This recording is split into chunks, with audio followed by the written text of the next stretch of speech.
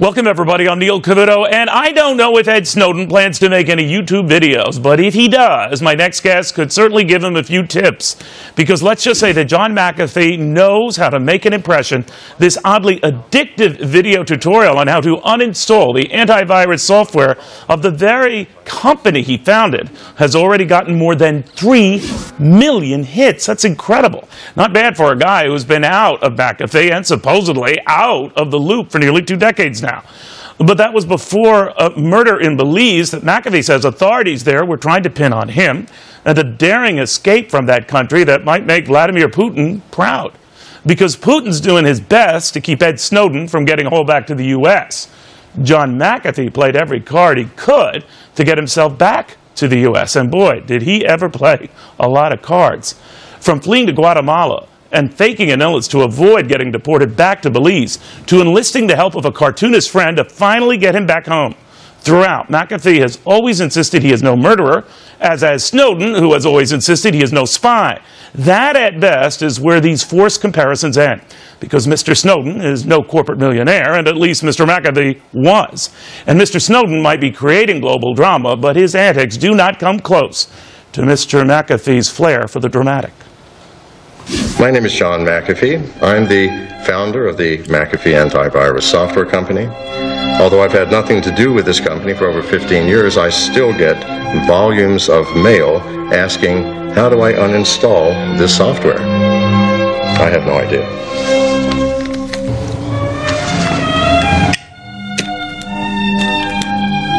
I know exactly what to do. Believe me, I've got a solution right here.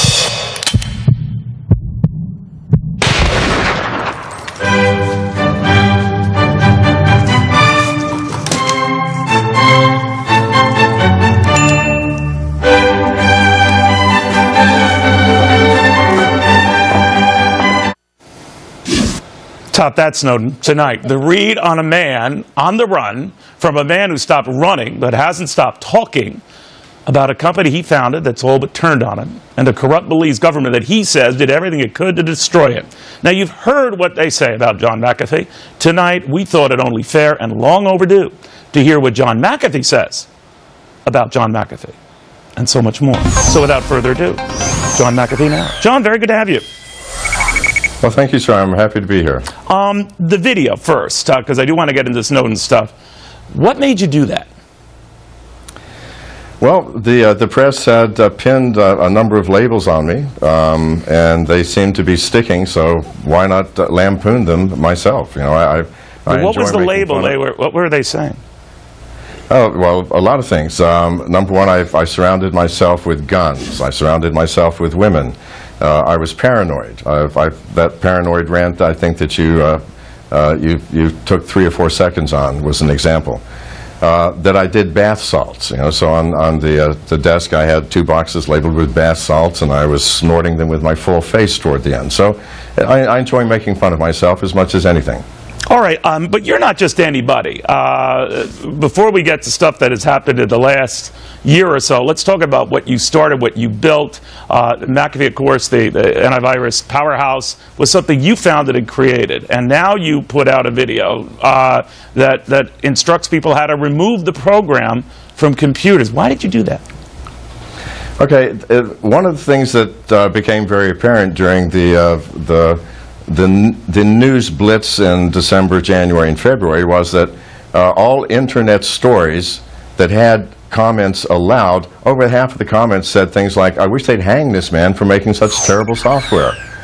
But I have not had anything to do with the company in 15 years, and have nothing to do with the quality of the software. So I thought, okay, let me tell you guys, I had nothing to do with it, and if you don't like it, here's how to uninstall it. All right. Now, do you not like McAfee software today? So I finally remembered how to uninstall McAfee antivirus. You know, I do not use any antivirus software, neither McAfee's nor Norton's nor anyone's. I simply practice safe computing. All right. So the company has obviously gone a long way from the days you founded it and got it going. It did. When I had the company, I owned 87% of the world market for antivirus software, and everyone loved the software. It's changed. All right. In your heyday, the talk was you were worth well north of $100 million, maybe $200 million.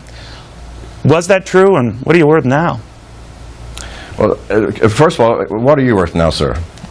I think $28.48. I think that's about right. I think I'm about the same. Ah, really? I mean, so you've lost a lot of it. What happened? No. I'm not saying I've lost it or I haven't lost it. I'm saying basically it's my business, and not that the question is rude. I would not call you rude, sir, but I just tend not to answer those questions. Okay. My apologies. That's fair. No, that's absolutely fair. But I guess the reason why I asked it, at the risk of sounding rude, is that you know, a lot of people, and you've heard this analogy, have called you sort of the Tony Stark character, the Iron Man character, on which that elaborate Downey business titan, playboy, if you will, was built. Is that true? Well, you know, I mean, they certainly called me that.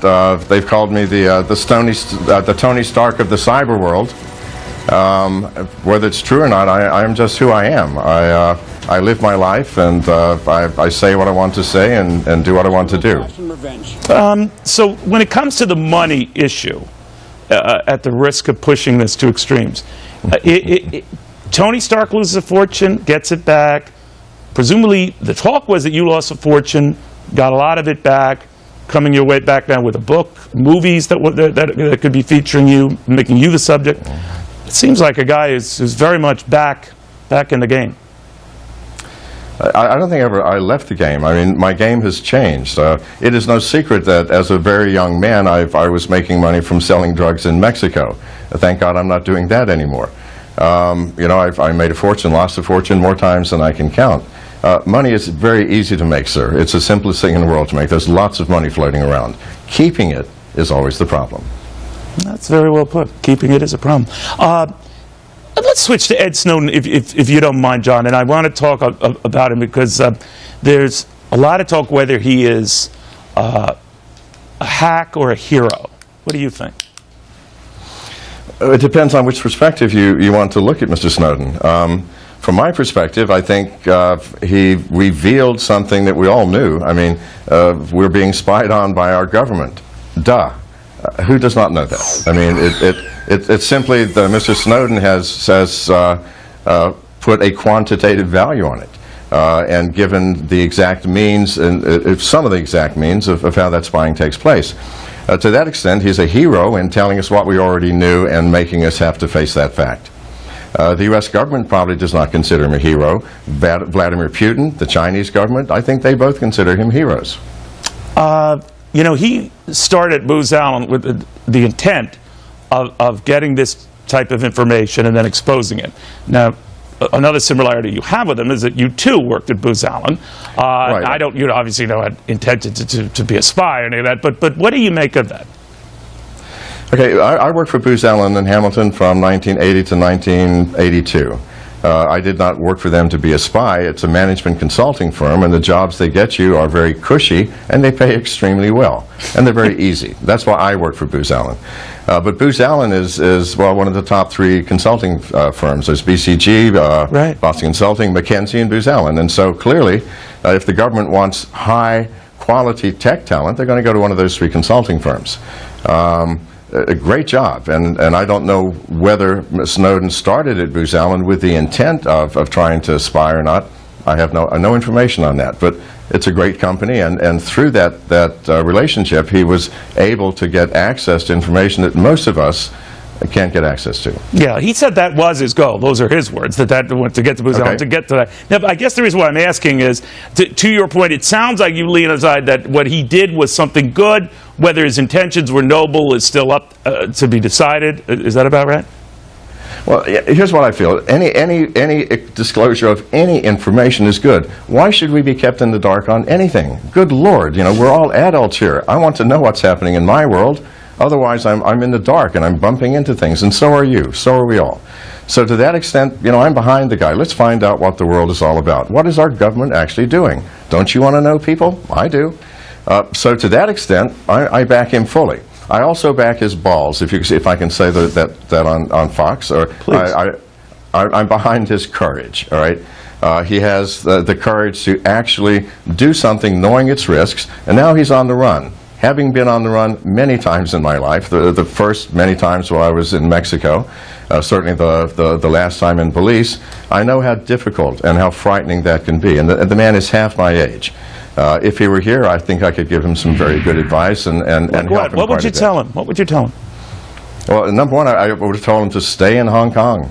The back alleys of Hong Kong are notorious for being susceptible. You can disappear into the back alleys of Hong Kong. You can become one of the masses. The Chinese government certainly has no interest in tracking him down. Neither will they cooperate with any American agency. You don't think the Chinese? Come on, John. You don't think the Chinese would have interest in a lot of the stuff he knows? Well, they would, but I mean, you know, unlike the Russians, I don't think the Chinese would be very harsh on him. I mean, maybe they would detain him for a while, but you know, the Chinese are very, what's the word? They make good hosts, okay? And if you're a guest in their country, you can live fairly well. And by the way, I'm not dissing America here, and I'm not trying to give the man illegal advice. I'm just saying that had it been me, I would have stayed in Hong Kong, absolutely. Now, before we go to a quick break here, the one thing that has come up with him, John, is that if he were a genuine whistleblower, go ahead. It's a family show. Go ahead. But it was a move to not be a whistleblower and do some good, but to get out of the country and do some bad. That there's a procedure for going to your higher ups or going to an independent counsel or an inspector general. He didn't do that. He immediately went to Hong Kong, which means to some of the people who don't like him very much, he's a spy and had spy intents. What do you say? Well, you know, having dealt with governments, I think all governments are the same. They do not have much of a heart, sir. Human beings have hearts. I mean, you can talk to a human and say, "Here's the situation I'm in. What would you do?" And they'd say, "Well, hey, I would run." You know, I'm not in his shoes, sir, and I can't justify or cast aspersions on his decisions. I know from my own experience what the Belizean government wanted me to do would be my death, and I know that for a fact. So I simply chose to go underground. All right. If you could stick around, John, we're going to get into that. What did happen in Belize, and what led to like a James Bond-like saga on his part to get out of Belize? After this.